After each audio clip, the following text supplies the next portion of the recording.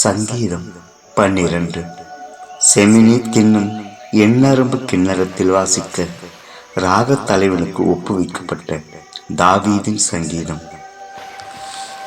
ரட்சியும் கர்த்தாவே, பக்தியுள்ளவன் அற்று போகிறான். உண்மையுள்ளவர்கள் மனுபுத்திரவில் குறைந்திருக்கிறார்கள். அவரவர் தங்கள் தோழரோடு பொய் பேசுகிறார்கள்.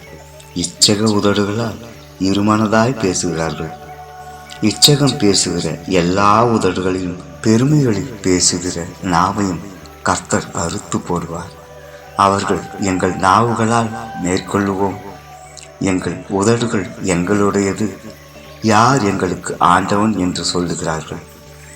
ஏழைகள் பாழாக்கப்பட்டது நிமித்தமும் எளியவர்கள் விடும் பெருமூச்சு நிமித்தமும் நான் இப்பொழுது எழுந்து அவன் மேல் சீறுகிறவர்களுக்கு அவனை காத்து சுகமாயிருக்க பண்ணுவேன் என்று கர்த்தர் சொல்லுகிறார்.